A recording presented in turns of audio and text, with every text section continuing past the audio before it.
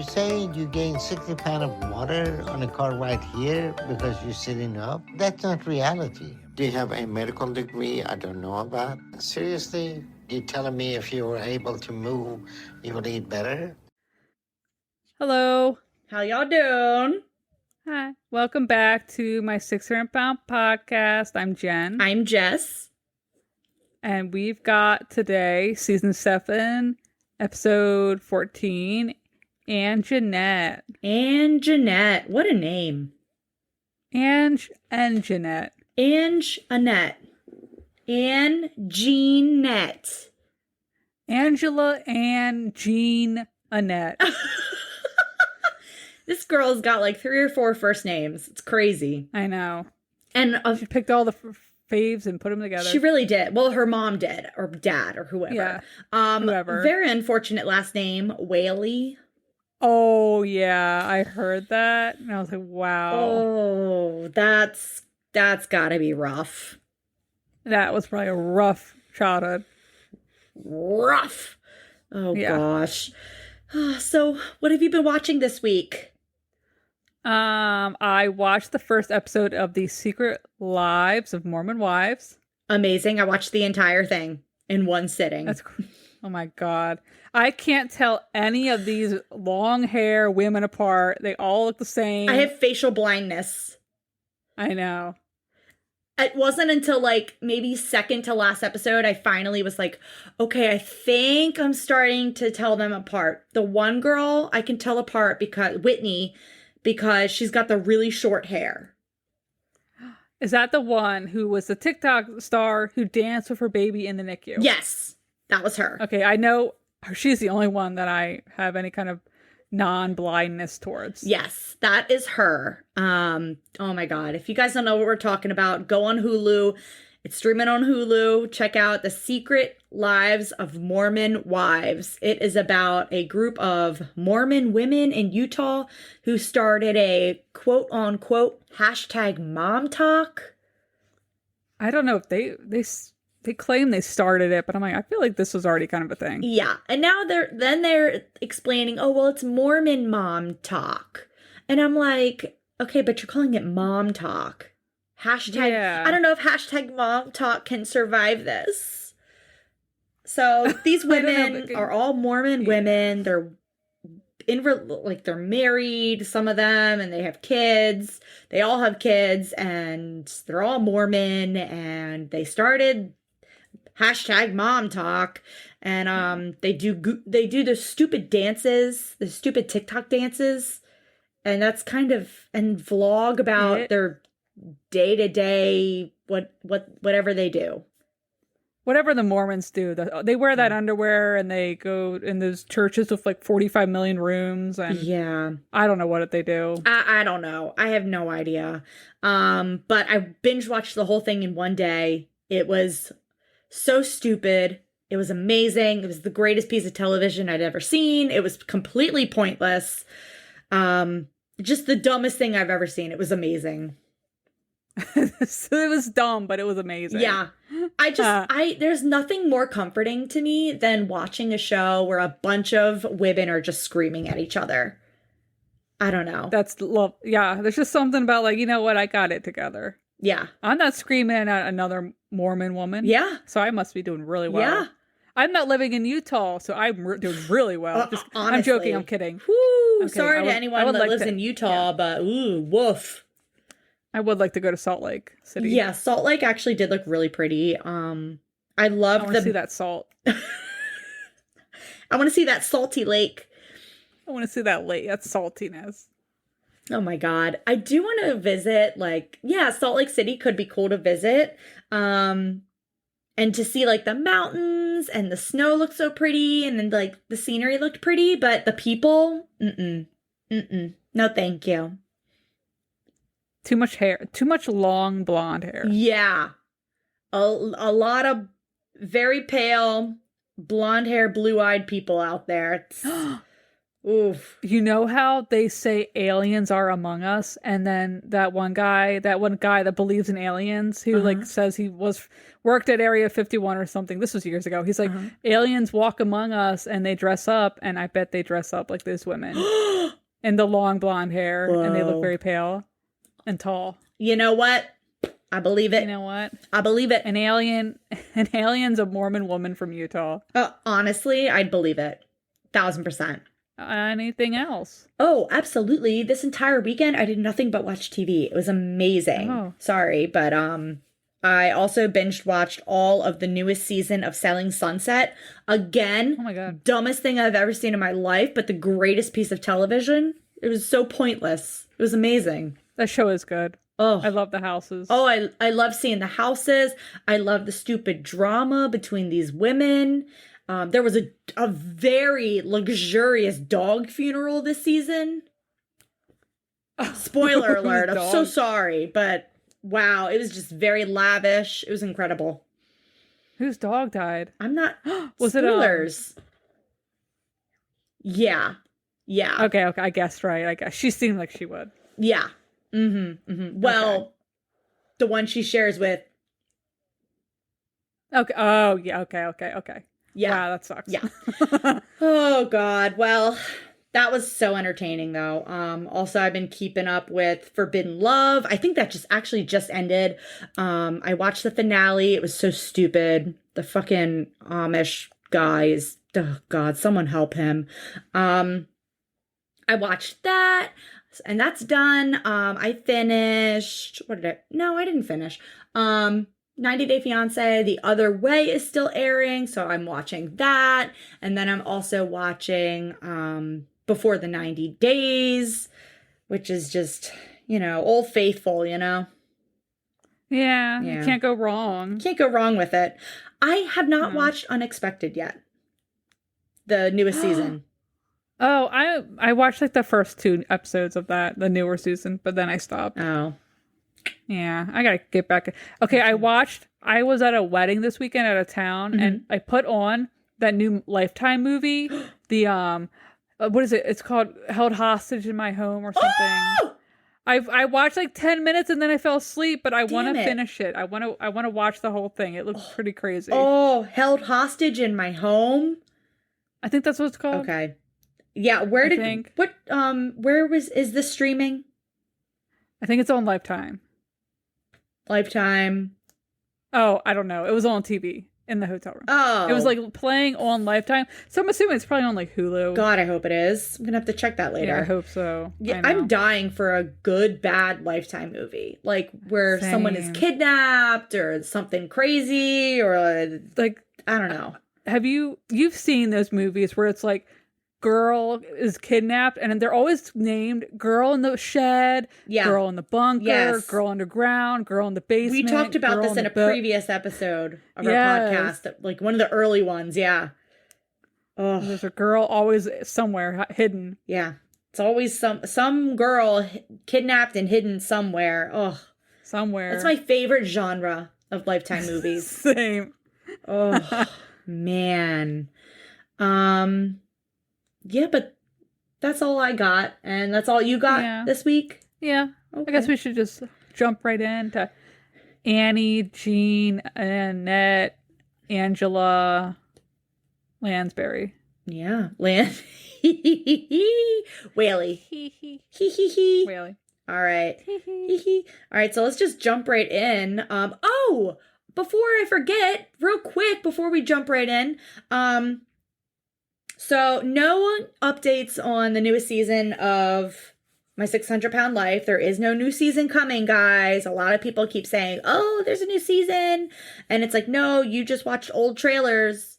My God, does anyone Google anything anymore? You just believe what you see with your eyes. Why would you ever do that? Wow, guys. Wow. But, well, what has been confirmed, and there are commercials out already on TLC, October 8th, which is a Tuesday, is 1,000 Pound Sisters comes back. And then Tuesday, October 22nd, 1,000 Pound Best Friends comes back. And with 1,000 Pound Best Friends, it looks like they've replaced Tina.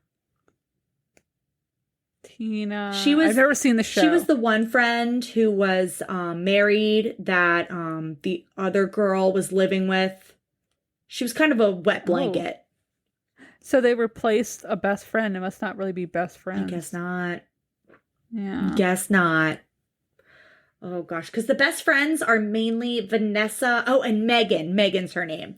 Those are like the two best friends. And then there's Ashley and Tina are their other two friends.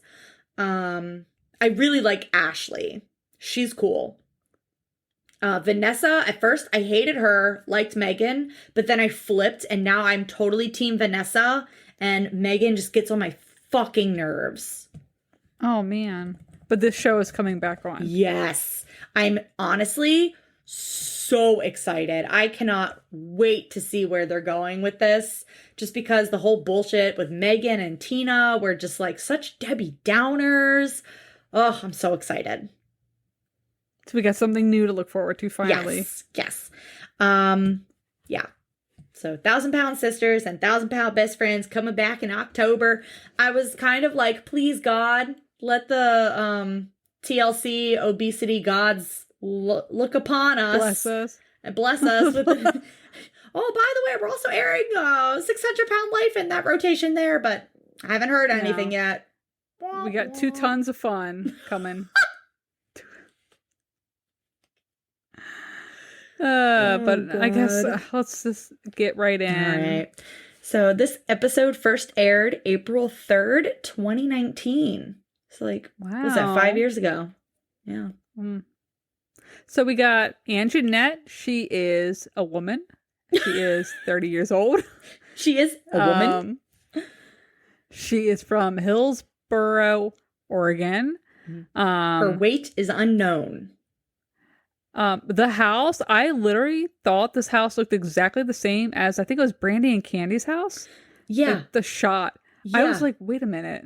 Weird, right? Didn't it look just like their house? It did, and it also kind of looked like oh God, was it Lupe's home in Texas? Or was it Karina's? Because I was like, did they rent the same house and use this house for something? Are Brandy and Candy also from Oregon? Oh, let me look this up. Where are they from? We just did this, and I literally don't know. I know. I cannot remember. They drove. That's right. They drove. Brandy and I'm typing Candy originally from. Yeah, where are they from? Oh, they're from Vancouver, Washington. Never mind. Pacific Northwest. Can I also say there are so many episodes that I feel like covered recently where these people are from the Pacific Northwest, either Washington or Oregon. That's true. That's weird. What's happening out west, guys? What's happening out vampires. There? The vampires and the werewolves out there. Oh, shit. Oh, my gosh. All right. You mentioned it. You mentioned Twilight. I didn't. It was you. So, Team Edward or Jacob? Annjeanette. What do you think she is? I think she's Edward. I don't know why, but... Yeah, I'm thinking. You know what? Yeah, I can see Edward for her. Yeah. You know what? Yeah. She likes sparkles.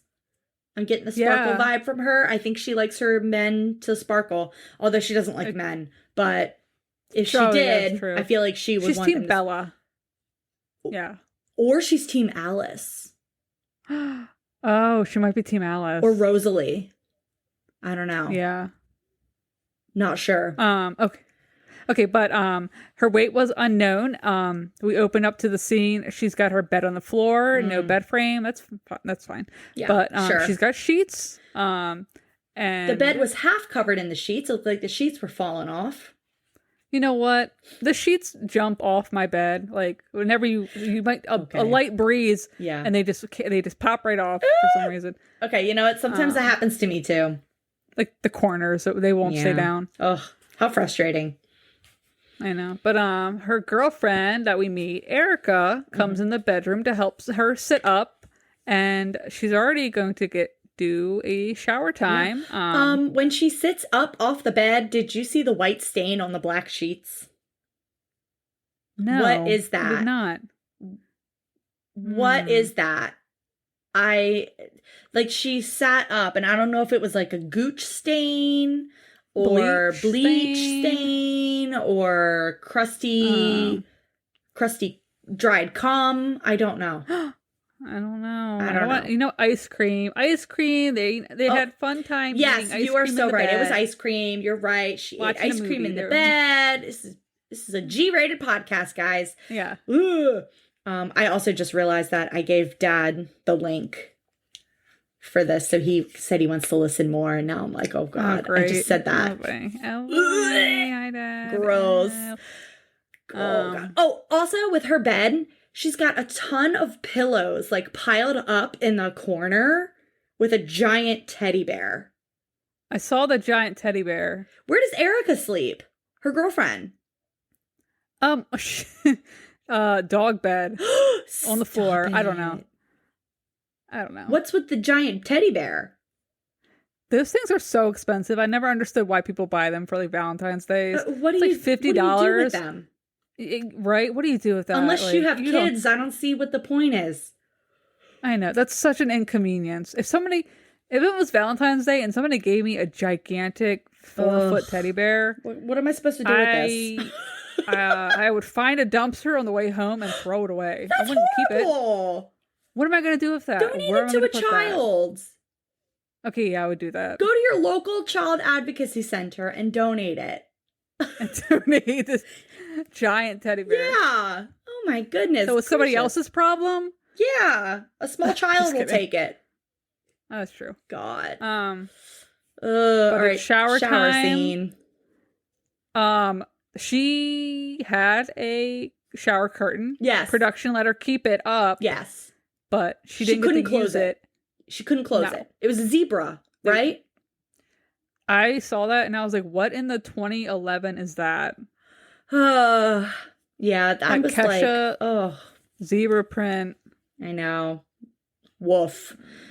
Ooh. So while she's showering, Annjeanette, voiceover just starts talking about how painful showering is for her and how she has cellulitis, which makes it worse, and that she has to really scrub in between all her folds and make sure everything is dry and clean, and how exhausting it is to stand there. And I'm just like, oh. Okay, I'm not 600 pounds, but sometimes when I have to get up and shower, especially in the morning, it is so tedious. I know. Just having to get up to do it and stand there. Yeah. It's the struggle. The struggle is real. Some days my hair, I'll wash it and then it immediately goes in a bun. I don't care. Ew. Yeah. I can't deal with it. Some days I'm like, you know what? I'll wash my hair twice a week. I don't care. That's why God made dry shampoo. Yeah, exactly. God gave us curly, thick hair for a reason. You know? And God put dry shampoo down on this earth for us. I say I'm doing the curly girl method, so I can only wash it like a couple times a week. Sorry, I can't really wash my hair that often, guys. I got the curly girl method. I'm doing curly girl method, guys. I'm doing the curly girl method. Speaking of curly girl method, I did shower up like with my head upside down to do a curly girl method. Oh, I forgot. Over the weekend, Jake and I had a date night, and we had a really cute Julia Roberts movie marathon where we watched Pretty Women and My Best Friend's Wedding. And, such good movies. Oh my gosh. But I was really like, oh my God, I want the 90s Julia Roberts hair. Like, her hair back then was so good, so beautiful. So the next day I was like, you know what? F it. I'm going to do that. And I, did the curly girl method. I put my head upside down in the shower. I brushed it just with my fingers. I scrunched it. I dried it with the microfiber towel thing. While it was soaking wet, I put all the creams and shit in it. And then I blow dried it upside down. I thought my head was going to fall off. My neck hurt so bad. I don't know how people do this every day. I was starting to feel like Annjeanette. I was like, oh, I'm getting weak. I'm getting dizzy. Oh, I'm just standing here. I blow dried my hair with the diffuser until it was completely dry. And then I flipped it up. It looked fine. Oh. That's all I can say. It just looked fine. Like, the curls were there, but it wasn't, like, super cute.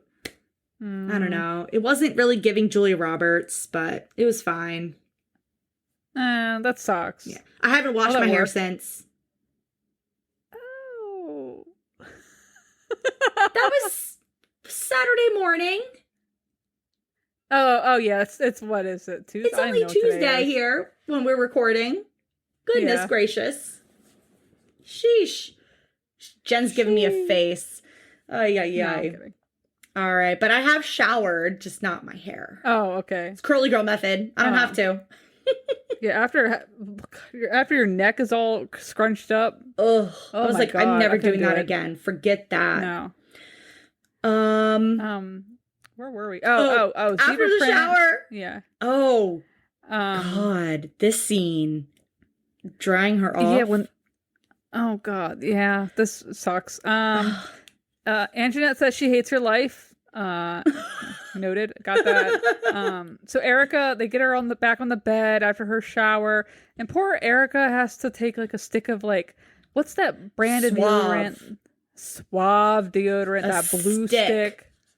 A stick of Suave, and I'm pretty sure that was the fresh laundry scent, or the original scent. And she just started like rubbing that in between all her folds.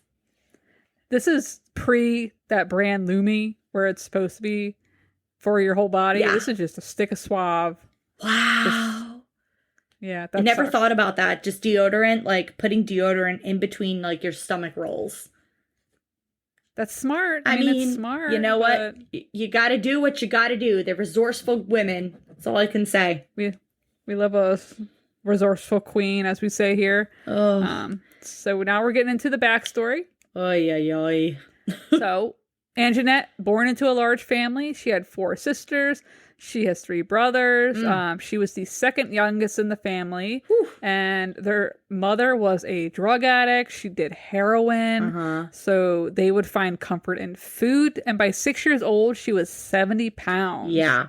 Oh my gosh. She said things just got worse. Her mom was mean and violent and hitting them whenever she was high.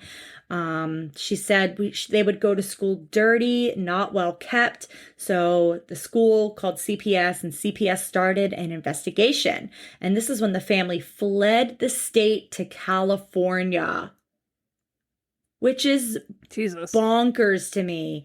They then became homeless and lived in a tent in Santa Cruz with 7 children.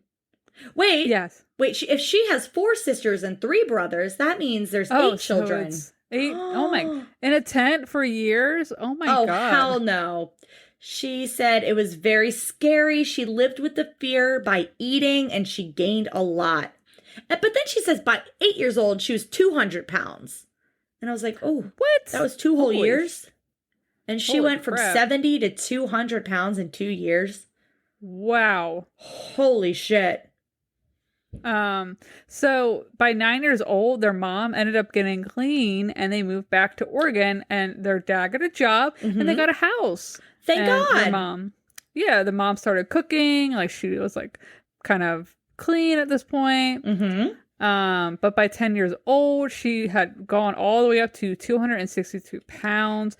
It's a very specific number here. How do you remember that? Yeah. Did she have a record? Like, what? I never realized how specific that was. Yeah. But this is so bad. This is the school. This is so fucked up. Did her so dirty. Who does this? This should be illegal. This is so messed up. Her school's like, oh, we're really worried about your weight. So you know what? We're going to tell everybody we know. We're going to make a whole news article all about you and how much you weigh to a not teenage, but like a young girl. Yeah. What is wrong with you? That is the school so horrifically fucked up. Yeah.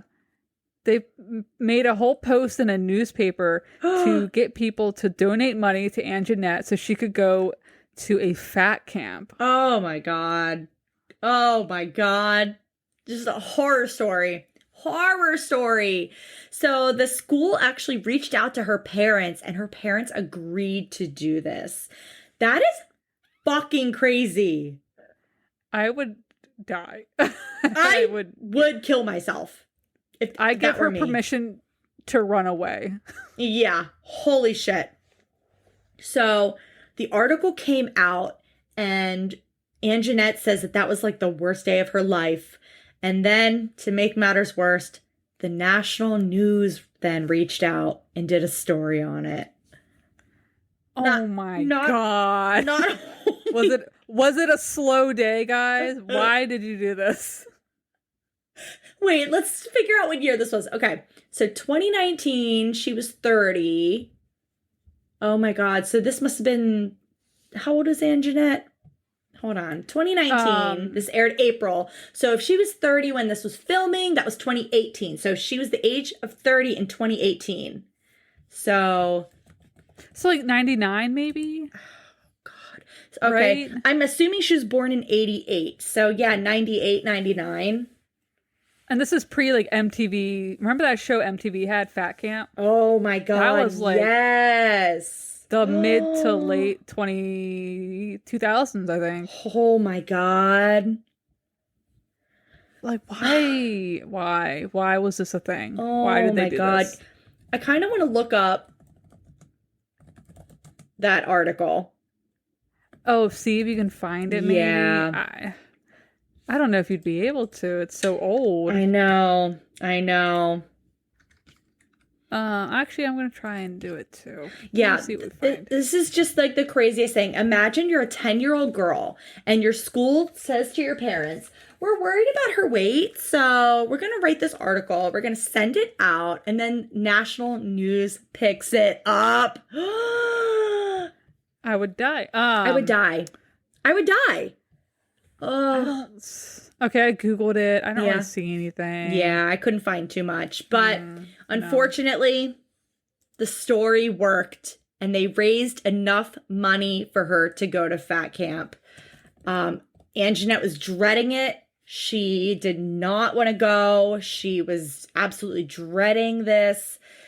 Like, she's 10 years old, being forced into this. This is horrifying. So she goes to camp. She doesn't talk about camp or like what happened at the camp or anything. All she says about it is that she lost 60 pounds over the summer. Yeah, that's about it. And then her dad came to pick her up. Yeah. And I was like, okay, they're going to go back home. They didn't go back to Oregon, and they just went to California and then went to a motel. In San Diego. Like, what? What the fuck? And so 3 months later, after going back to California after fat camp, her mom overdosed and died. Oh. Annjeanette was 11. Ugh. This is one of the saddest backstories. My God. I know. And she said she relapsed one time. Oh, like one time, and that's all she like. That's all it takes. One time. Yeah, that's what Dare always said. All it takes is one time. Oh, who? Dare. The Dare program. Dare. I thought you said Daryl, and I was like, "Who's Daryl?" No, the Dare program. Oh my goodness! All it takes is one weed time. One weed leaf, and you're dead. One weed leaf, and you are dead. Absolutely dead. So this is when we meet her sister Vanessa, and Vanessa starts talking about it and how, that was really hard on the whole family. And we're back to Annjeanette, and she says, by 14, I was 375 pounds, and all I did was drink beer and smoke weed. She said most of her and her siblings all did drugs. At age 15, she started doing meth, quote, she was like, and I liked it. Okay. I did some meth and I liked it. Girl.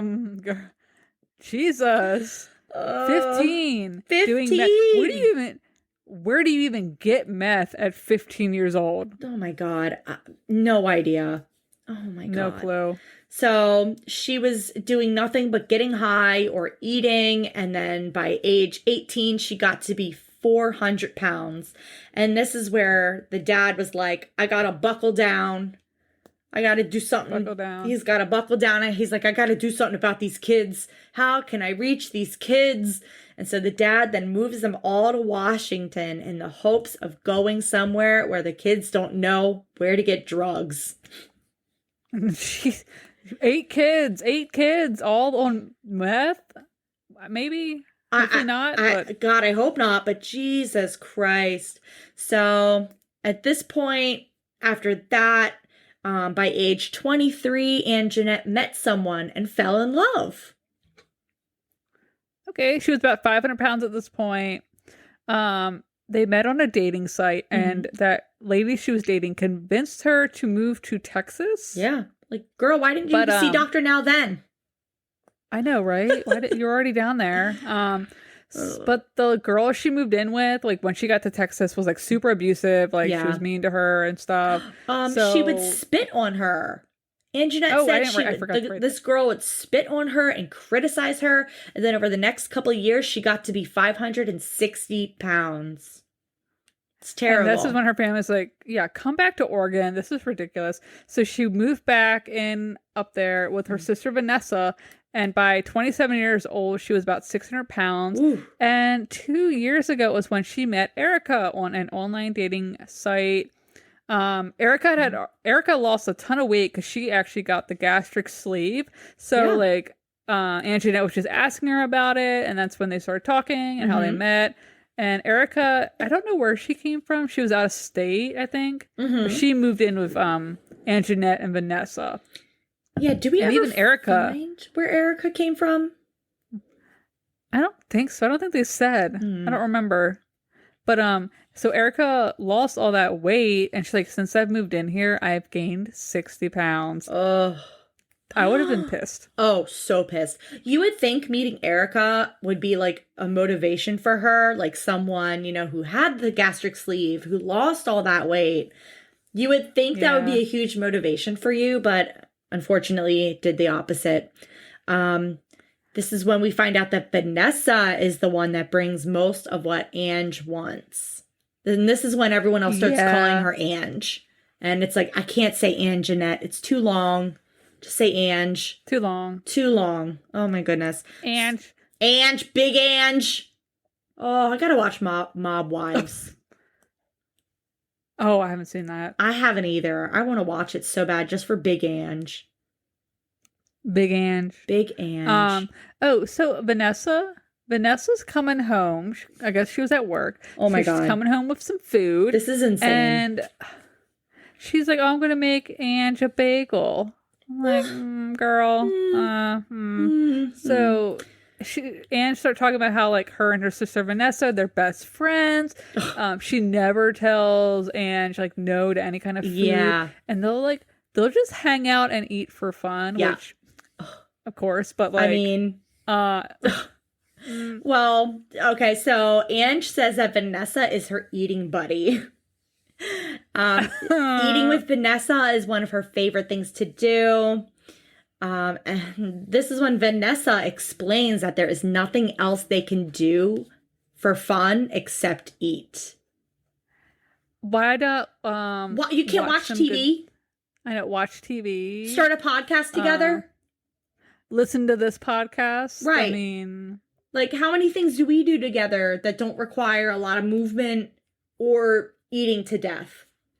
You could sit side by side and just look at your phones in silence for hours.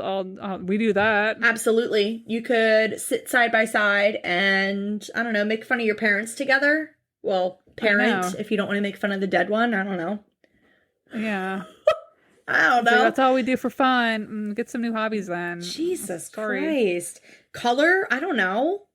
Watch go TV. To Home Goods. Play video games. Right? Online shop. Go to Target. Look at Target. Ooh. Like, right? Oh my gosh. Go get your nails done.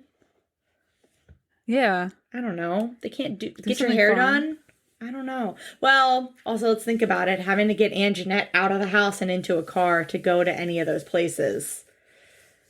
Yeah, that's true. Oh, because this is when Oh yeah. they're like, we're gonna go out to eat. This is how we're social. We're gonna go out and get some food. Yeah. So well, they're not just Yeah. going out for food. They're going out for a secret extra meal. Oh yeah, this is a secret meal. This is like, you know how people will like go cheat on their spouse by Yeah. like sneaking out and doing stuff? Yeah. They're sneaking out and doing stuff for food. Yeah. So this secret extra meal basically, oh my God. Ange basically says that she hurries before Erica gets home so that Erica thinks that Ange has been waiting to eat so that Erica can get her another meal or snack. Mm-hmm. And that's why she does this. So her and Vanessa are going to go out to get their secret extra meal before Erica gets home. And that way, when Erica gets home, she'll think that Ange hasn't eaten yet and we'll get her something else.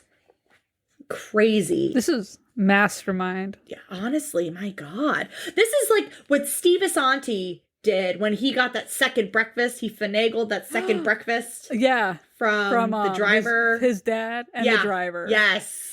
Oh my god. On the drive down to Texas. Oh, I haven't eaten yet, Dad. I haven't eaten yet, Father. Meanwhile, Ralph, the bus driver, already got him something to eat. Fucking crazy, man. So, they can't go far because Annjeanette does not fit into the car. She does, but they have it's a little tight. It's tight. They slam her in that front door.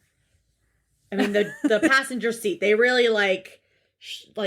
shove her in there, slam the door, and then they go to get drive-through burritos. I was trying to figure out what place this was. I don't know what this was. It didn't jump out at me. I don't know what it was. It didn't look familiar. Yeah, I don't know. It could be an Oregon thing. I don't know. I couldn't tell what kind of fast food place it was. Because at first I was like, where the hell do you get drive-through burritos? And I was like, oh, duh, Taco Bell. But I was like, this does not look like a Taco Bell, though. No. And also, Taco Bell burritos are not that thick. No, they're like the size of two pieces of paper folded together. Yeah, essentially. Bless you.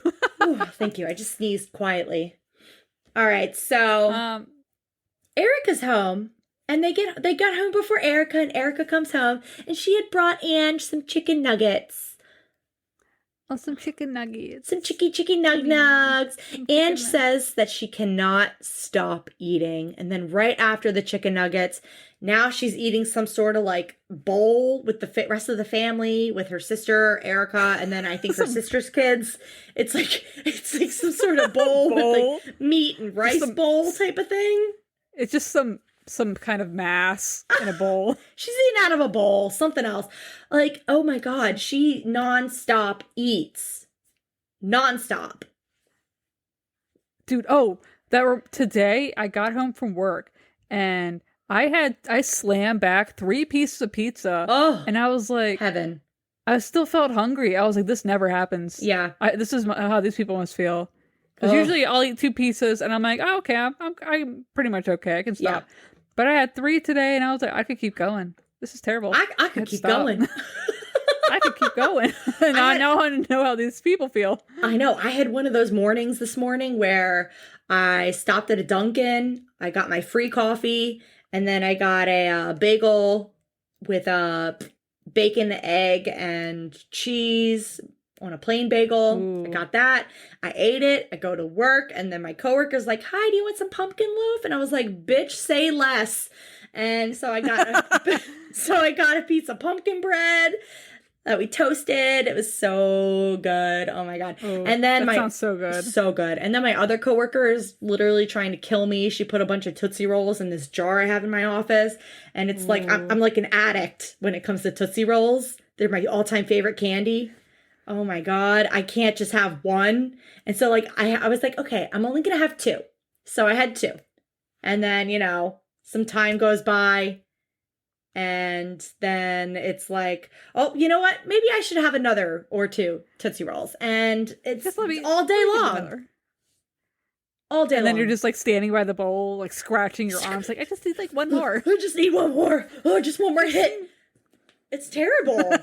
But like, I remember when we were little and I would eat an entire bag of Tootsie Rolls. I'm talking maybe not the full 300 bag, but definitely a huge chunk of that bag I'd eat in one night during a sleepover. I'd be up all night drinking soda, and I'd be 90 pounds. God, those were the days. And that candy just like formed a mass in your stomach, just like a hard rock. Incredible. And it didn't matter. It didn't matter. I mean, I also like to do this thing where I put as many Tootsie Rolls as I can in my mouth. Choke. No, I love Tootsie Rolls so much. I just want as many in my mouth as possible. I can't stop. I can't just have one. So I understand Annjeanette when she says she can't stop eating, but that's just me, but just with Tootsie Rolls. Like at my bachelorette party, I got so drunk and so high in this hot tub, and I had a whole bag of Tootsie Rolls, and I just kept putting them in my mouth to the point where I started drooling in the hot tub. Because I just like the Tootsie Rolls to sit there in my mouth. What the hell? I just it's like a dog. It just like starts drooling, and it's got like a bone in its mouth. Yeah. It's like I'm not gonna eat it. I just want it to sit in there. Oh God, it's my biggest vice. I can't have Tootsie Rolls in my house. I can't even look at Tootsie Rolls when people are like, "Oh, do you want one Tootsie Roll?" I was like, "One." Bitch, That's you better like give me a handful. Yeah, girl, that's like a 0.5 calorie per each. Like, no, I can have a handful of those. Oh, give me the whole damn bag. I'll knock that back. Oh my They're God. so good. I can't. I haven't had one in, God, probably years. So many people now are like, ew, Tootsie Rolls? That's like an old person candy. Like, ew. No, it's not a Werther's original. Stop. No, fuck off. Tootsie Rolls? They're so good. Ugh. I can't. Oh my God. Okay, now I'm like craving them again. Tomorrow morning when I get into the office, I'm just gonna be like, arr, arr, arr, with the Tootsie Rolls. This is terrible. You're just gonna show up and you're gonna push over your coworker. Move! Move, bitch! Move, bitch! You know that meme of Lois Griffin and she's sitting at the table and she's staring at the bottle of pills on the counter? That meme, that's me with Tootsie Rolls. I actually made that meme for myself too. Oh my God. Yeah. Oh, I love Tootsie Rolls so much. Okay, where were we? We gotta get back. We gotta get to month one. We're already halfway done. Okay, month one. God. They're gonna fly to Houston, Ange and Erica. So Angela, Jesus Christ. Annjeanette. Ange, she's never flown before. Wait, what? She's never flown before. This is her first time flying on a plane. Terrifying. I'm terrifying. scared for her. So they're going to take a cab to the airport. She tries to sit up front, but she doesn't fit. So she has to go in the back of the cab. And she's like already having so much anxiety. Can I also wants to cry? Interrupt? There was a ton of ferrets in a cage by the front door of the house. I need to know what that house smells like. Ooh, it smelled like ferrets. Stinky. And to have them right when you're walking into the house. And then Annjeanette, I'm sorry, but Annjeanette's a bigger girl. She's going to smell, even if she showers, and no matter how much deodorant she puts in those folds. Oh, poor baby. No, she's got to get that deodorant that's full of aluminum to get anything done. Like, to not smell. God. Oh, God. Ferrets, though? How many ferrets were there? I didn't count. I just saw maybe one. And I was like, oh, there's so many ferrets. I like to over-exaggerate for effect. They're cute. They're smelly, though. Yeah, they're a little stinky. Yeah. Remember that time our aunt's ferret attacked me? Kind of. Yeah, I still have the scar right here. It's so tiny. Oh, because they've got little teeth. Yeah, because our aunt was taking a shower, and then she had this toy, and I kept squeaking it in front of the ferrets, getting them all riled up. And then I opened the cage, and the one flew out at me and bit my wrist. And I remember shaking my wrist, and it wouldn't let go. And then I threw it back in the cage. You just slam it against the wall. Fall off. She comes out, she's like, everything good? And I'm like, yeah. Everything's fine. It's like you when you get a dog riled up and you're just like, oh. And you're just jumping around, like, don't get the dog riled up, and you're just like going crazy. Oh God, she's gonna haunt me tonight. Now I'm gonna see her at the edge of my bed. She's gonna kill me for torturing her ferrets. Getting the ferrets riled up. God, so okay, she's in the cab. She's in the back seat. Finally, she fit. They're going to the airport. She's like, I don't think I can walk through the airport. They have a wheelchair though. They're able to like get everything kind of situated where they're just going to go straight to the gate. Yep. She's going to get wheeled up straight to the gate. Damn. She has a blanket. That's amazing. She can like hide under the blanket. Yeah. Like, that's not going to work. Just don't even bother. That blanket looks so fucking hot. This airport, like you're already sweating and you stink. Get the fucking felt blanket off your body. It's not doing it's not helping. It's God. So hot. She says she likes to cover herself in the blanket to like protect her, and I'm like, girl, that blanket is not doing you any favors. No. All it's doing is just fucking. It looks so hot to hold. Oh my God, it's so felt and fuzzy. It just looked like an apron when she would walk. Yeah, with the blanket around her, because the blanket couldn't even go all the way around her body. It was just hanging in front of her like a apron sheet thing. Like a drape. Oh, God. So, okay. I love that Erica called the airport and they said they can check her in outside of the airport to get her right to the gate.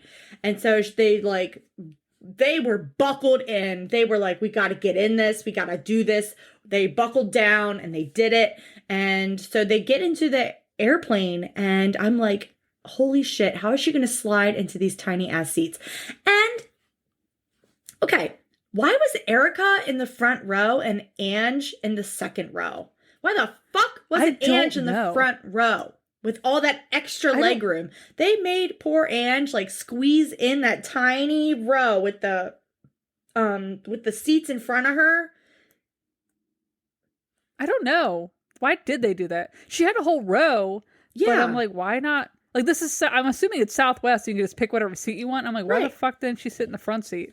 Right. Like, that's where Erica was sitting. I'm like, why didn't her and Erica switch? Like, I have no clue. She would have been more comfortable in the front seat with all the extra leg room. That made no sense. Made no fucking sense. But she made it. She fit. I was shocked. And 4 hours later, she made it to Houston. And she's like, I just want to get in the wheelchair, then get food and get to the hotel.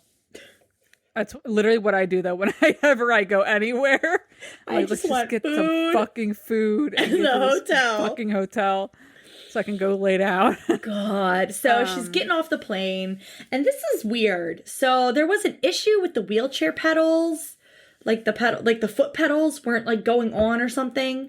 And then Annjeanette starts acting like Erica did something wrong. Did you catch this? It was weird. Yeah, like. Or Erica's trying to make such a big fucking deal. She's like, "Are you okay? It's not you.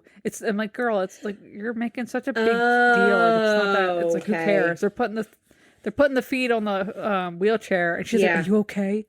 Are you? It's not your fault." And she knows it's not her fault. It's not that you're making this so weird. Oh, that's what it was. Okay, I was a little confused because I was like, why are they arguing? Why is like Annjeanette getting annoyed with Eric? What did Erica do? Okay, that would get annoying.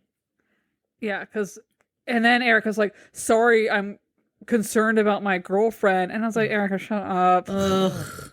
God. Okay, try hard. Ugh. Yeah. Ange says she is starving and hasn't eaten all day, and this is the worst day of her life. What about when your mom died? What about when you were homeless? What about the article? What about Fat Camp? The Fat Camp article, I think, is the worst. Next to mom dying.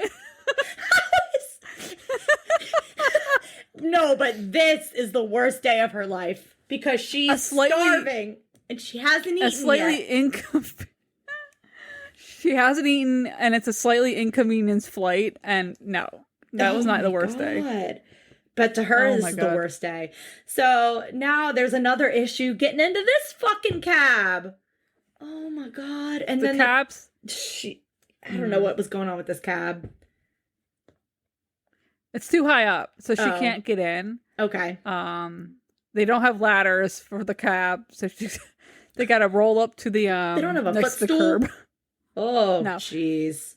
So she hops in this cab, hopped in the cab out of LAX. Oh, with the dream in her cardigan.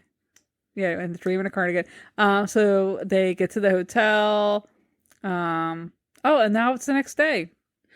Yeah, which I'm like, oh, we don't see them getting into the hotel. We don't see any of that. That's bullshit. I call bullshit. Megalomedia, y'all suck. So they're on the way to Dr. Now's, and then Ange is like, oh, I wish I had a day to rest and recover from the trip, but we gotta hurry because then tomorrow we gotta fly back.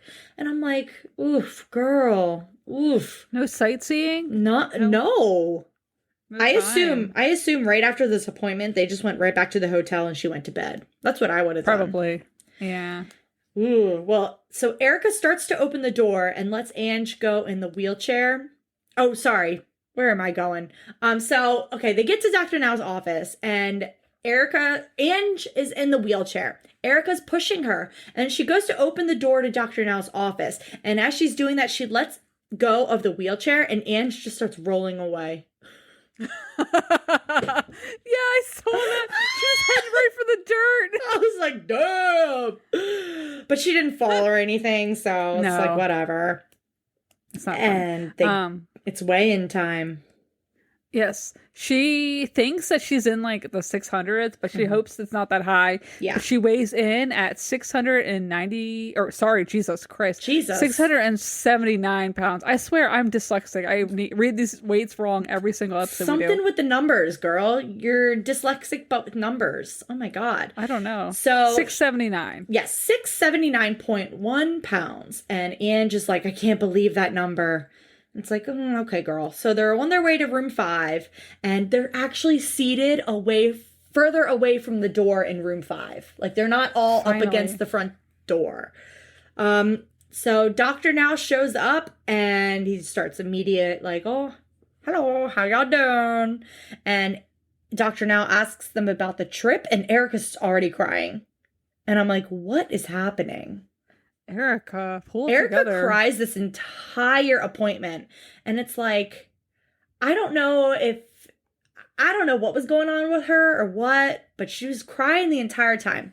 And so Dr. Now explains that Ange is 5'1" and her BMI is 128, one of the highest he's ever seen. I'm 5'1". Yeah, oh my God. Can you imagine? By the way, I just recently became 5'1". She grew. I grew. Late term growth. It really is. I just hit my, I'm just a 33-year-old teenage girl, guys. I just gained an inch. I was 5'0" most of my adult life, but lately, I don't know, just standing up straight, I got 5'1". It's very exciting. Grew an inch. But I can't imagine having a BMI of 128. My height and being 679 pounds? No. No way. Oh, fuck, there's no man. Way. She's almost 700 pounds. For her height, that's nuts. Sorry, I was Dr. like Allen, he even said, like, this is the equivalent of, like, somebody that's, like, 6 foot being 900 pounds. Holy shit. I believe it. So... he asks her if there's any challenges with her eating habits. And she says, well, yeah, it's mobility, so I just grab whatever's quick and easy and accessible. And he's like, so you're telling me if you were able to move, you would eat better? That's where that I was like, oh, that's in our opening. I recognize it. I recognize it. Yeah. Yeah. And he's like, so walking to a salad is harder than walking to pizza? Damn. Damn. Yeah. And then she was like, well, no, blah, blah, blah. And then he goes, wrong answer, try again. Damn. Oh my God. I need to get an audio clip of him saying, wrong answer, try again. And then Erica, she's like, well, I've done like the surgery before, and I'll tell her like you need to chew slower and like slow down when you're eating because like it'll help you feel fuller faster. And Dr. Now's like, so you tell her to just chew the pizza better? Oh my God. But Erica does say when she tries to talk to Ange about it, Ange gets angry with her. Which makes sense why Vanessa just kind of gives in. So Dr. Now is like, all right, I'm going to give you the 1,200 calorie a day diet. You're only supposed to eat 3 meals a day. You need to exercise twice a day, 1 hour in the morning and 1 hour at night. And he explains, the need to move to Houston later and that at her size, she should lose 100 pounds in 1 month.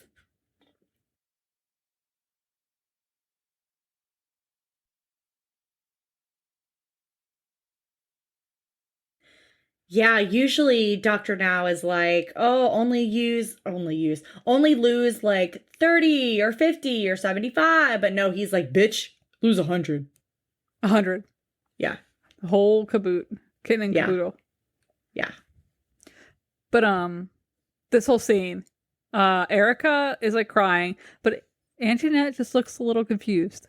She looks a little lost. Why? She just was like, okay. Huh. I don't know, just the way she looked. I don't know, man. Yeah. God. So Dr. Now just says that Annjeanette has such a small body frame that, she's going to have to lose a lot just to, be more mobile because she is so close to losing her mobility. And then, when they lose mobility, it's much quicker to death. So they're leaving the office and they're getting into the cab.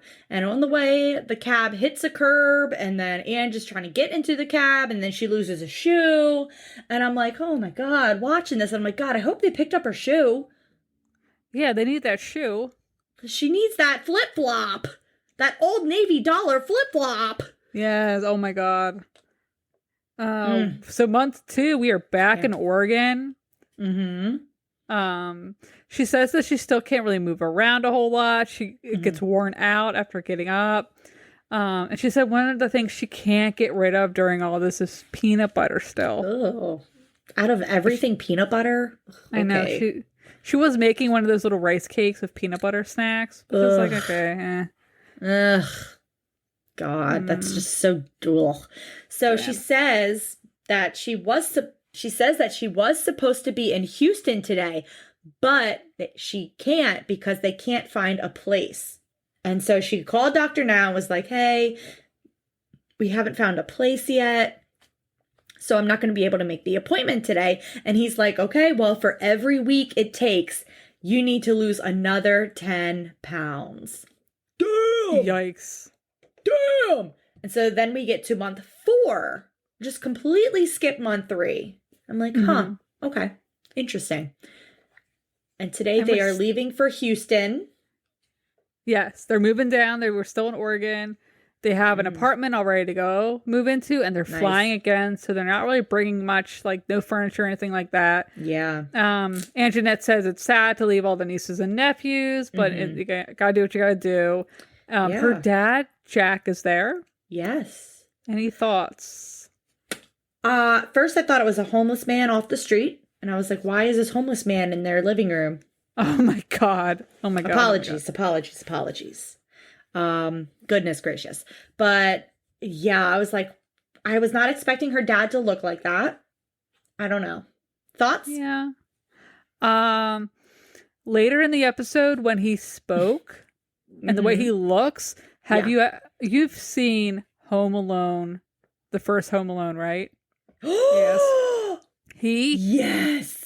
Guys, if you've seen Home Alone 1, the old man neighbor, this guy looks just like him. Oh. And he even sounds like him. Wow. Yeah, okay, I did not put that together. Also, I can't believe you just asked me have you seen Home Alone? Well, no, I just like building it up for the audience, of course. Oh. You've obviously seen this. Yeah, I was going to say, that's like our Christmas movie, our family's Christmas movie. Every Christmas we watch Home Alone. But like, this is literally, he walks up and down the sidewalks, salting the sidewalks, and the bodies in the salt bin turn the bodies the salt into turns mummies. The bodies into mummies. Yes. Mummies. So. Speaking of Home Alone, I used the I wouldn't let you in my room if you were growing on my ass line today to Mom. Oh. She was like, oh, can so-and-so move in? And I was like, I wouldn't let so-and-so live with me if they were growing on my ass. Oh, that's a good line. That's such a good line. Oh my God. If you were growing on my ass. I also say, Buzz, your girlfriend, woof. Wolf. I also say that all the time. And from the second movie, I always say, credit card, you got it. I say a lot. This is Peter McAllister, the father. The father. I've also been saying a lot where he's in he's in Central Park and Kevin jumps in the cab and says, "Geez, it's scary out there." And the guy's like, "Ain't much better than here, kid."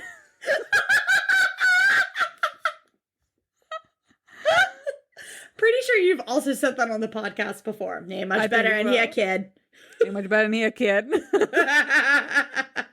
God, those are the best Christmas movies I know. ever.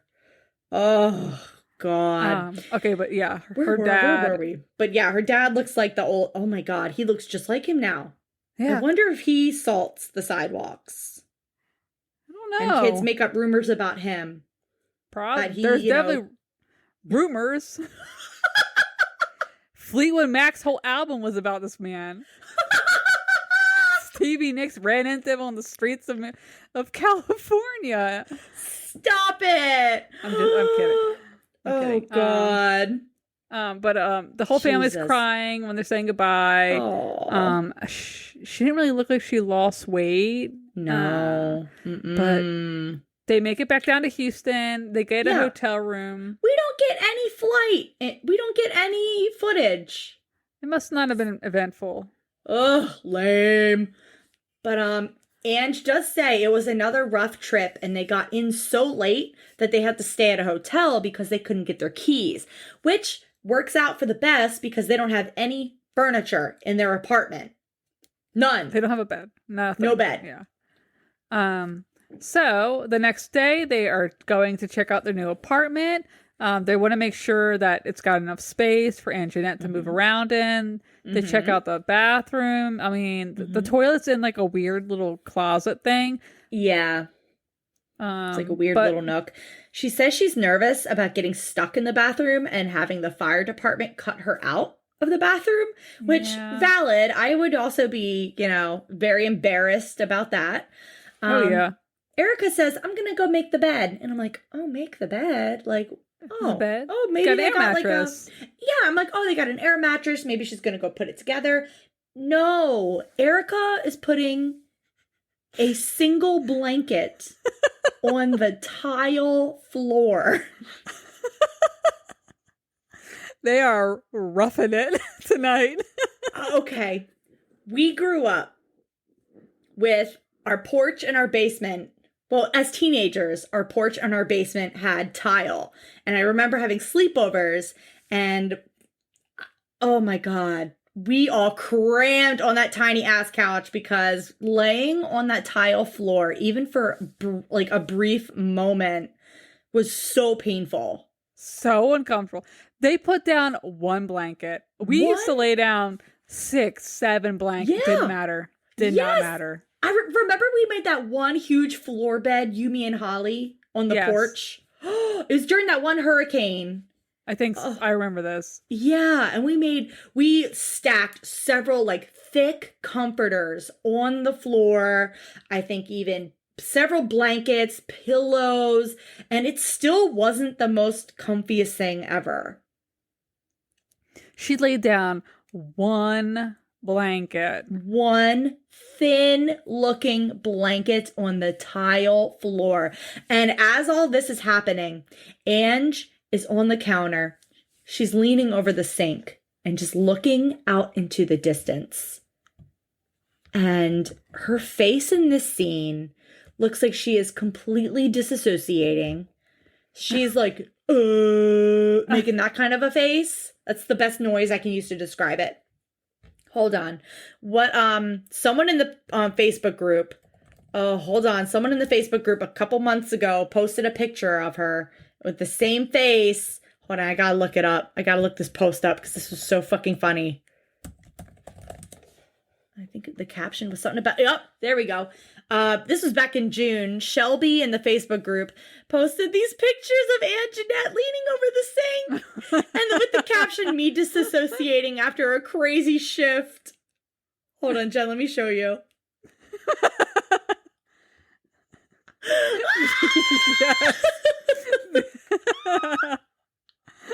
Oh my god.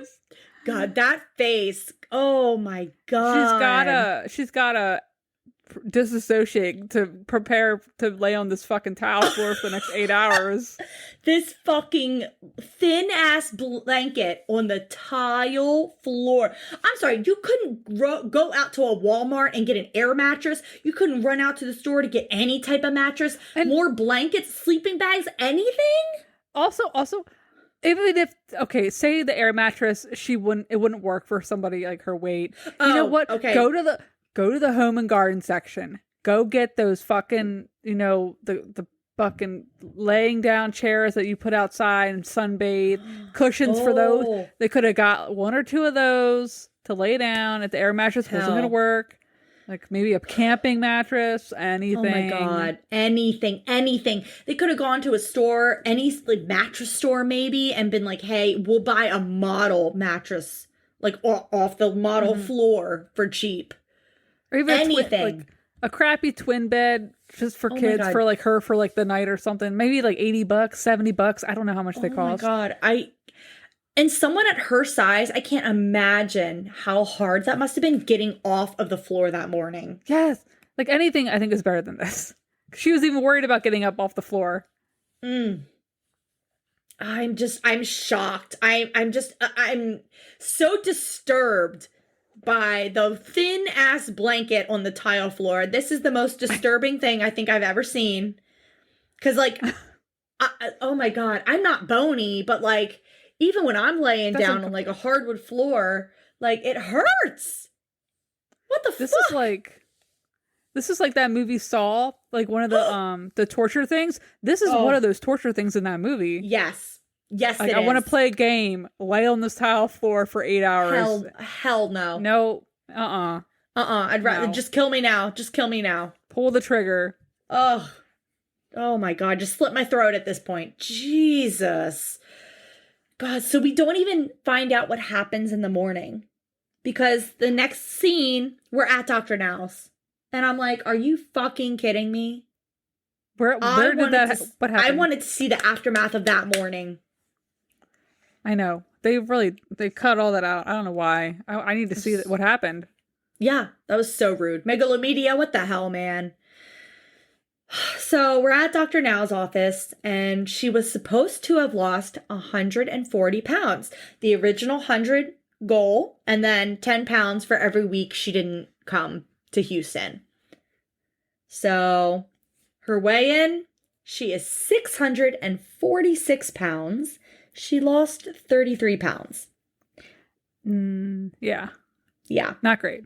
No. Annjeanette says, I don't understand what happened. I know there were some bad days. Girl. No.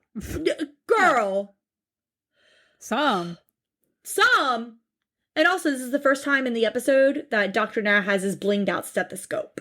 Oh, yeah, because this is the season. This is the season where he gets it. So in the very beginning of most of the episodes in season 7, he does not have it.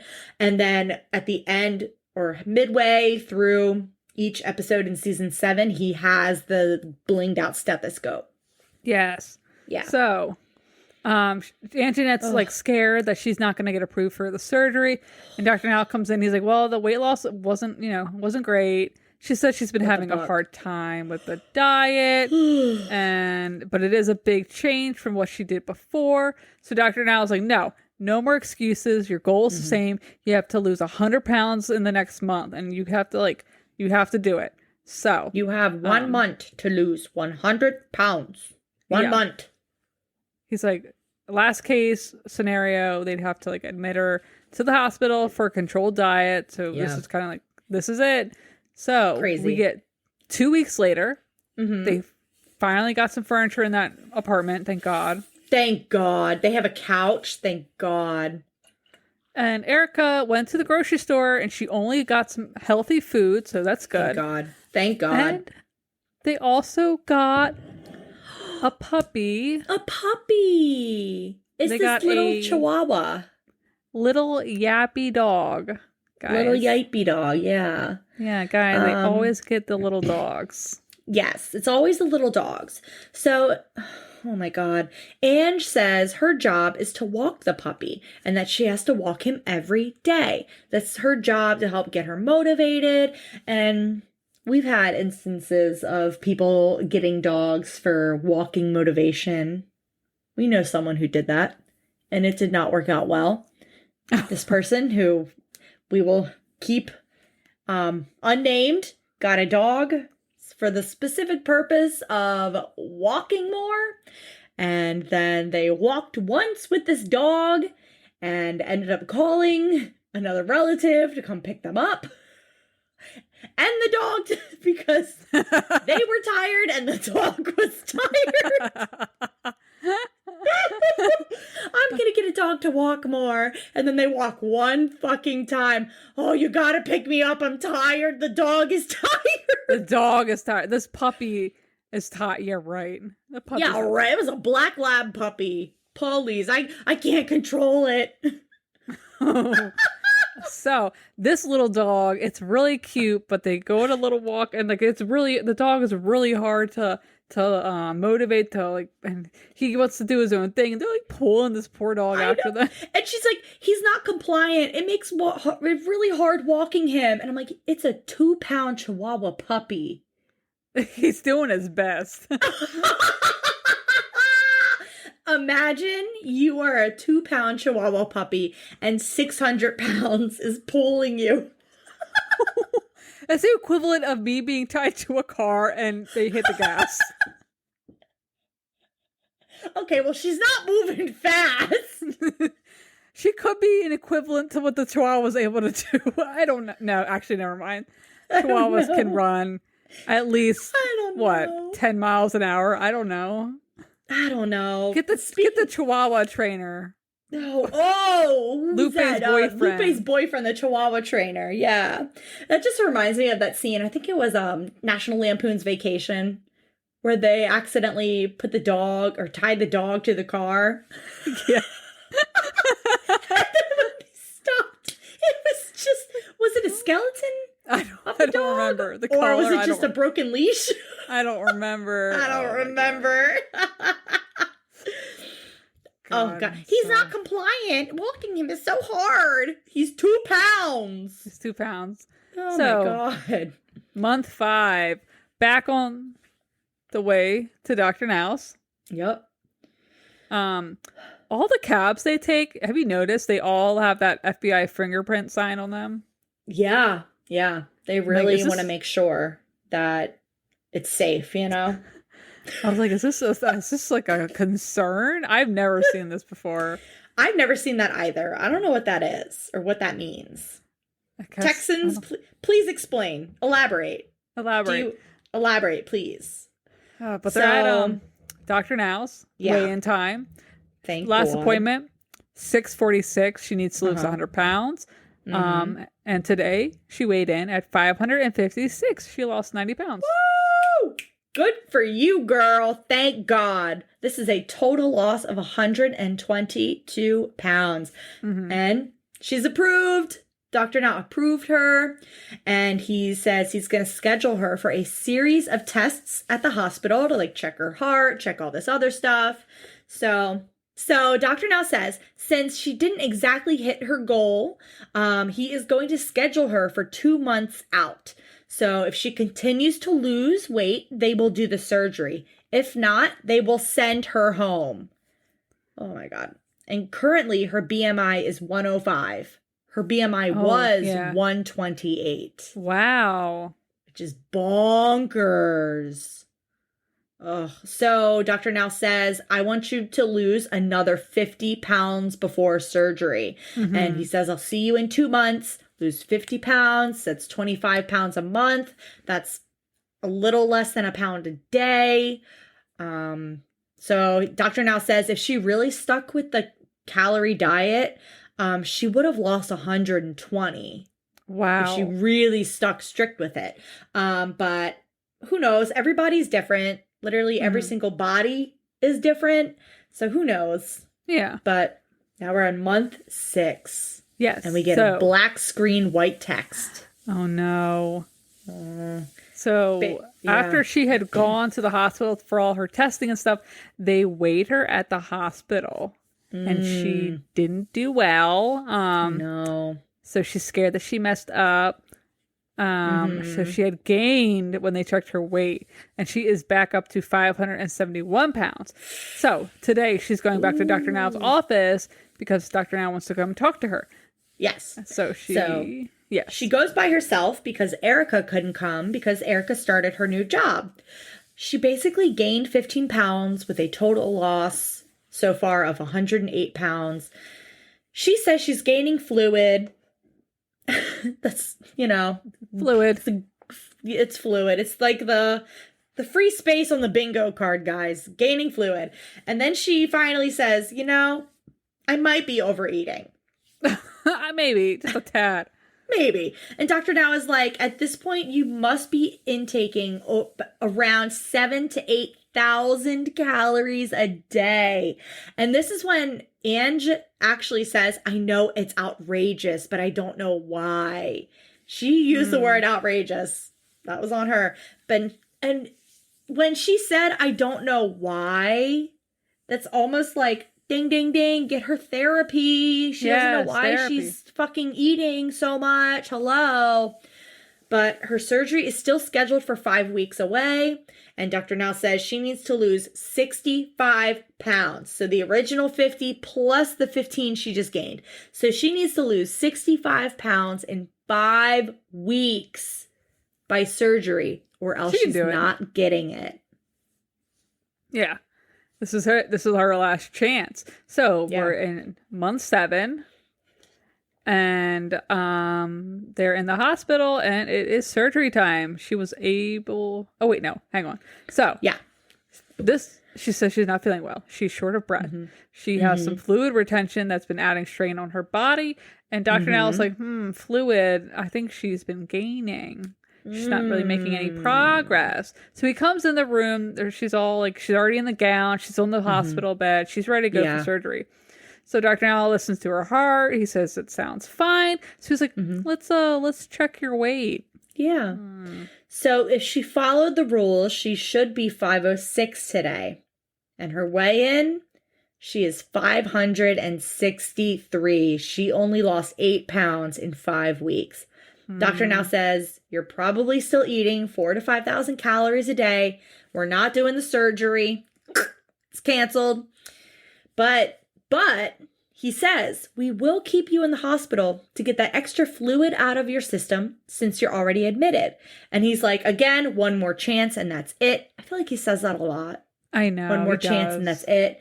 It's like, bro, just say 5 more chances and that's it. God damn. So he reschedules her surgery 2 months from now, and she has to lose 65 pounds. And he adds, in a few days, you need to start going to therapy. Yeah. So 1 week later, she is going to the therapist. She's like, I feel like the surgery is what would help me the most right now, but I'll go do therapy. It's like, okay, girl. What's crazy is her dad flew in for her surgery. Yeah. And now her dad is going to stay a few more days. He wants to be there for her surgery and also to visit her. So, yeah. That's fucking crazy. I know. You feel like, on one hand, I totally get like being really frustrated. Why would you schedule it if you're just going to cancel it? Like, that's not right. All these people like take off for work. They flew in, blah, blah, blah. But also, wouldn't that be so much motivation for you to lose the weight so that you don't have your surgery canceled? I know. God. I don't know. Because her dad's staying until she gets it now. Yeah. He's staying. He wasn't going home. Right. Yeah. So Lola comes in. And at first, when she came out, her hair kind of looked like a mullet at first. And then I realized it's the front pieces were just pulled back. But then like her bangs were like non-existent bangs, but they were kind of bangs, but also not bangs. I don't know what the hell was. It almost looked like a helmet. I don't know. A little bit, something, yeah. I don't know. There's something going on with her hair. It was just not working for me today. But I never realized how tall she was. She had heels on, but compared, she was like a foot taller than Annjeanette, though. Yeah. Well, Annjeanette's our height. Yeah. Ooh, God. Ooh. But Lola's a giant next to us. They go into like her family issues, talks about how her mom would just disappear for days, and her dad sold drugs, but he didn't do them. And she talks about how her addiction is to food. And now that her dad's here visiting, he just eats whatever he wants and he brings it in the house and eats it in front of her. And Lola wants her to just go have a conversation with her dad about how he just has to support her more during her journey. And she also has to have a talk with Erica too, because Annjeanette is starting to feel like Erica is mad at her for trying to get healthier, because now that Erica isn't going to be in that caregiver role anymore. So it's like, I guess it's just difficult to switch from that mindset. So she's like, okay, I know I gotta talk to like my dad and Erica. Like, this is gonna be hard, but you gotta do it, girl. You gotta do it. Oh, yeah. Oh my gosh. So, So, sorry, this whole scene though, I was just focused on Lola's bangs. Oh, they're bangs. I know. I was trying to figure out what the hell. But did you talk about Lola giving them homework? She's like, oh, this is a lot of homework. So the homework is to have a conversation with her dad, kind of tell him about, how eating junk food at their house is, really hard for her while she's trying to lose the weight. And then Ange kind of tells Lola about her and Erica fighting, and Ange thinks that Erica's mad at her because she's getting healthier. And, that might, the typical, like, Erica might feel like, useless, she's not or needed anymore. Yeah, not needed anymore, or that Ange is going to leave her. And then Ange, I just noticed she's wearing all these shirts with the open shoulders. Yeah, she likes a little breeze on her shoulders. Yeah, and I also think that's like the look for like the look for shirts. Plus size women. They always do like the cold shoulder. I don't know why. Like why? What is it? Why do plus size clothing always have like open shoulders? I don't know. That's so weird. I hate that look. I just think it looks so awful. And now we're at month 8. Yeah, guys. They finally got the bed in the room, thank God. Yeah, they have the bed in the room with a bed frame. And her bed is made. Praise Jesus. Her nails are also done. She's got the clickety-clack nails. And she's going to have the conversation with her dad. This is so exciting. Yes. She said she's going to wait to have the conversation with Erica until after surgery. Her dad is reading Karen Slaughter. Oh, I was wondering what he was reading. Couch. What is it? Yeah. Karen Slaughter writes a lot of like mystery, crime, not true crime, but mystery, thriller books. I read 2 of her books. It looked like he was reading a book called Faithless by Karen Slaughter. Okay. I haven't read it. I think it's part of like another series by her. But I read 2 standalone Karen Slaughter books. The first one was Pretty Girls, which was really good. That one was about this woman whose husband dies. And, after the funeral, she like goes through his computer and she finds like videos of young girls being like tortured and shit. Ew. Real crazy. And then I also read The Good Daughter by Karen Slaughter, which is about these 2 sisters who like reconnect after like a tragedy, like, and it kind of brings them back together. It was like a school shooting, and then it's somehow related to how their mom was murdered and how they were attacked when they were younger. Oh my God. Really, really good. Both those books were so good. So good. I can't talk about them enough. They're big, like thick, but they're good. Like they're so good. I'll have to check them out. Yeah. I have them both in paperback. They're so good. Okay. So good. Sorry. But he's reading. Yeah. Mm-hmm. So she's going to go talk to him. She's like, I need more support from everybody right now. And, it's really hard when you bring food I'm not supposed to have, like, in the house and you eat it in front of me. And her dad agrees. He's like, it's very rude for me to do that, to have the food here. I was like, wow, okay. I was shocked. Yeah. And this is when he's like, I agree. It's very rude and I shouldn't do that. And I'm going to be more supportive. He's like, I'm happy we talked. I'm going to go take a shower now. I was like, oh. Yeah. Okay. All right. Okay. Weird. All right. Bye. But I did like, though, that the dad was like, I'm so glad you expressed yourself. Aww. And we should have more time to talk. Oh. Very nice. And then right before his shower, though, they hug it out. And then he says, I love you more than life. Aww. And then he says to her, I want you to carry on bravely. Very nice. Oh. This old man. Oh my gosh. He actually seems so sweet. I know. He's like the old man from Home Alone. He's oh my God. Very nice. Oh my God, he really is. He was scary at first. But then you find out that he's actually very sweet. Yeah, very nice man. So now we're at month 9, and we are at St. Joe's, the hospital. Guess who reached her goal? Annjeanette did, according to the black screen white text. Yeah. So the dad and Erica are at the hospital, and I'm like, what the hell was her weigh-in? What was her weight?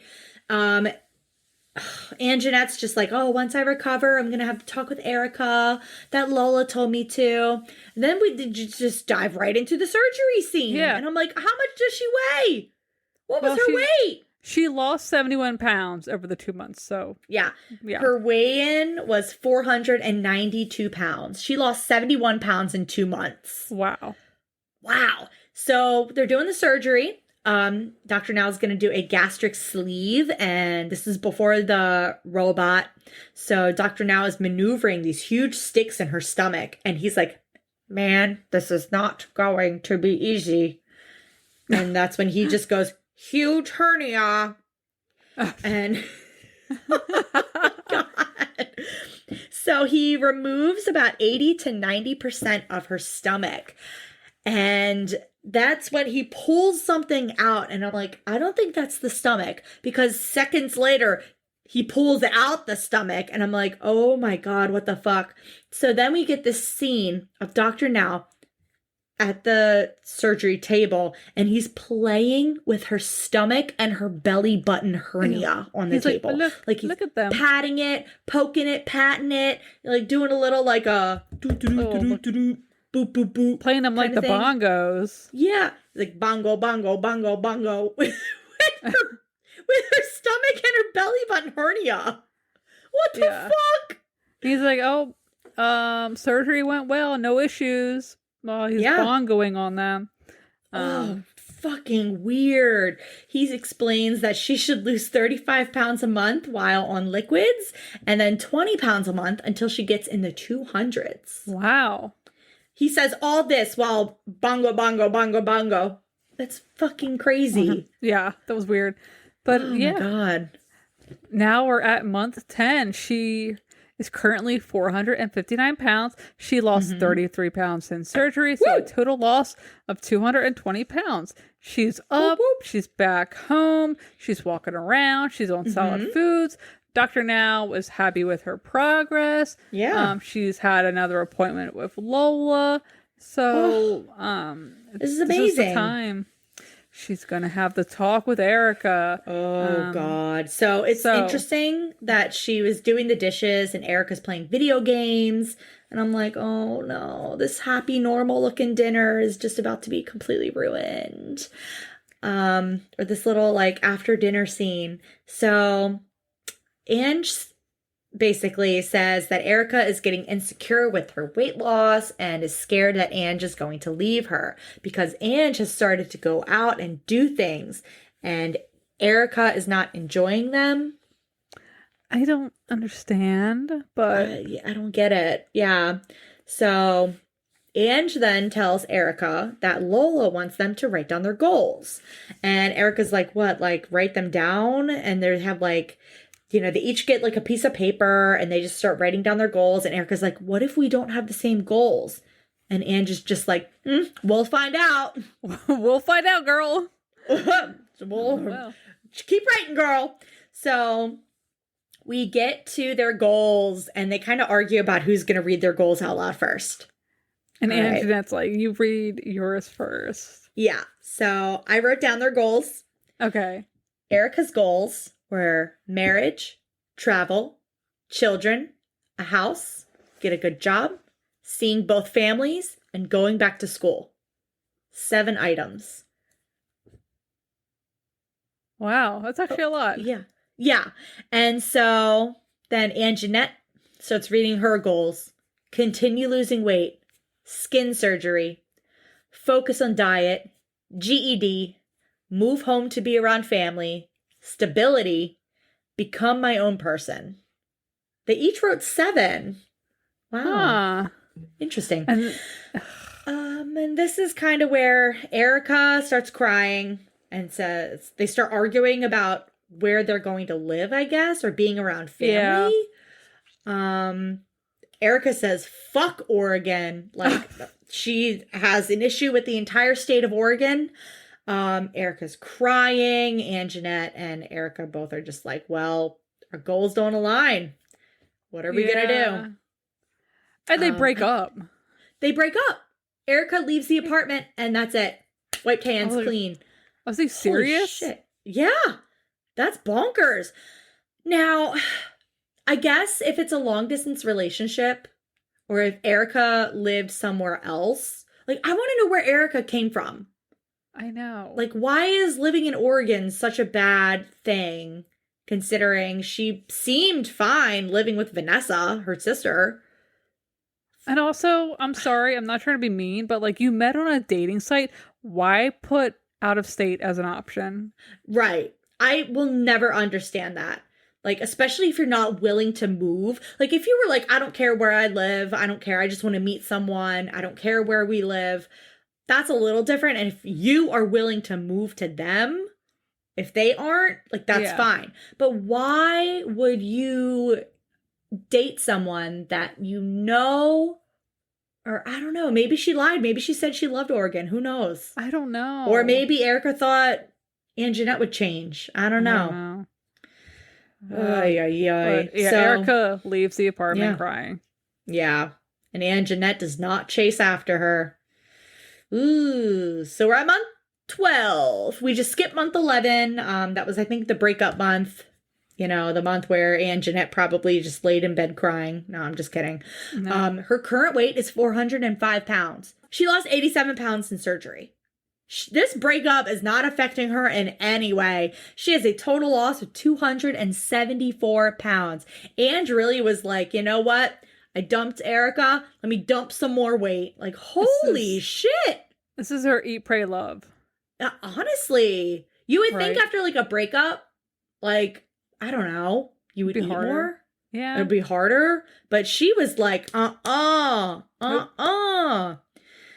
Jesus. So she's at the gym with her dad. Her dad is visiting again.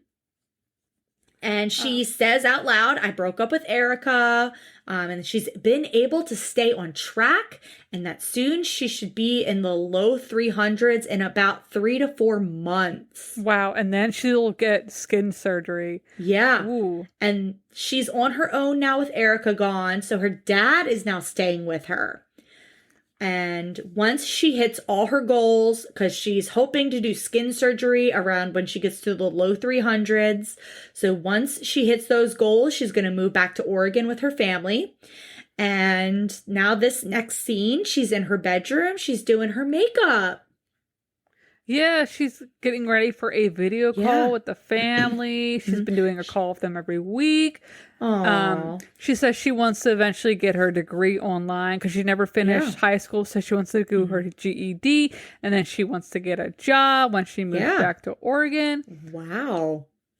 She has so much fucking makeup on her vanity. Like, I saw the Blood Sugar palette by Jeffree Star. I saw so many other palettes. Like, she has so much makeup.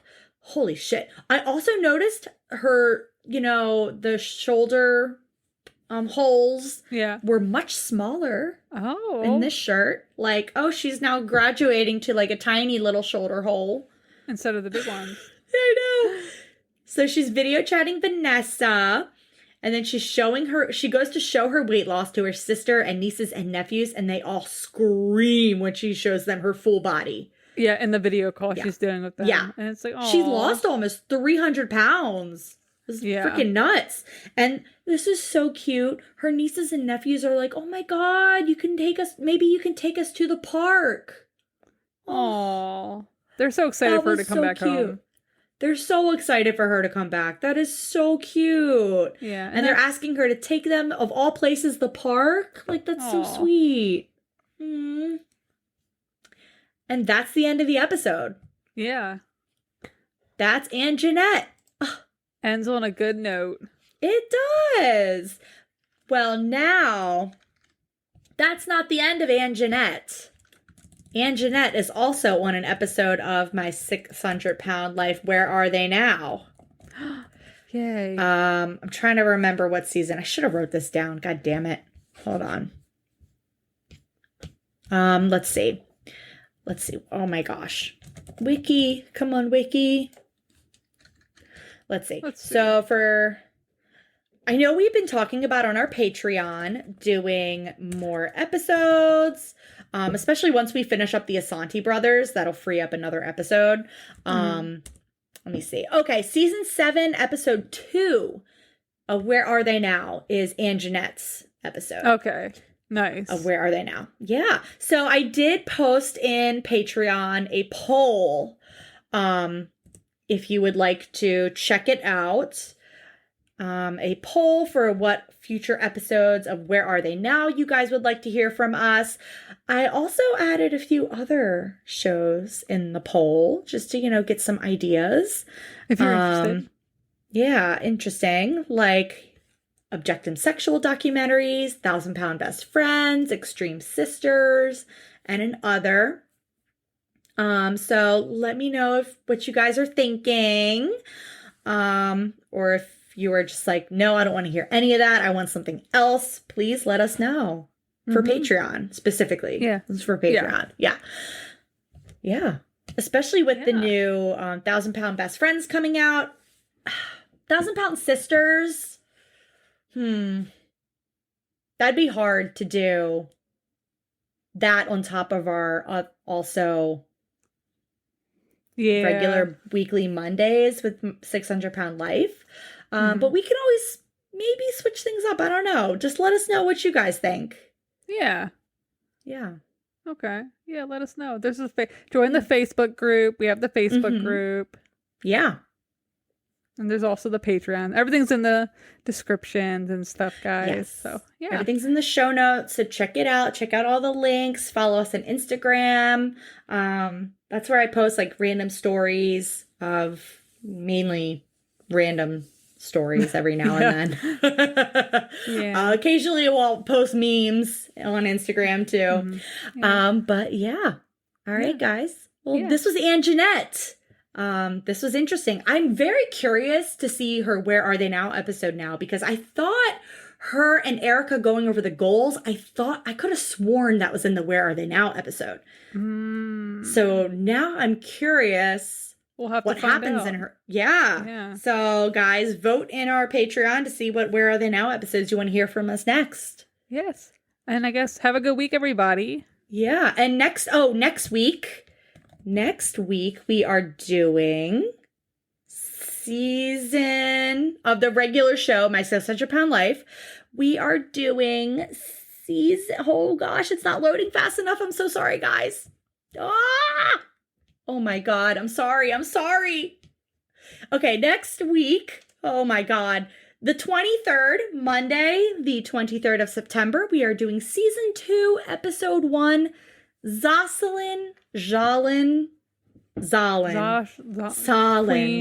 Zoslin. Yes. Yeah. Yes. Also, guys, if you did not know, this Friday, September 20th, is what is it? Pepperoni Pizza Day. So if you are Stephen Asante, order yourself a pepperoni pizza. Enjoy it. Enjoy it with a Coke. Have a blast. Yeah, have a good one. Have a good one, guys. Oh, also, Patreon this week. On the 18th, we are doing Where Are They Now? Season 5, Episode 1, Asante Brothers Part 4. Yes. So we're almost done. Check that out. With them. All right, guys. We will see you next time. Alrighty. Bye. Bye. Thanks for listening to this episode of My 600 Pound Podcast. You can find us on Instagram at My 600 Pound Pod or Facebook on My 600 Pound Podcast discussion group. And don't forget to leave us a review on Apple and Spotify.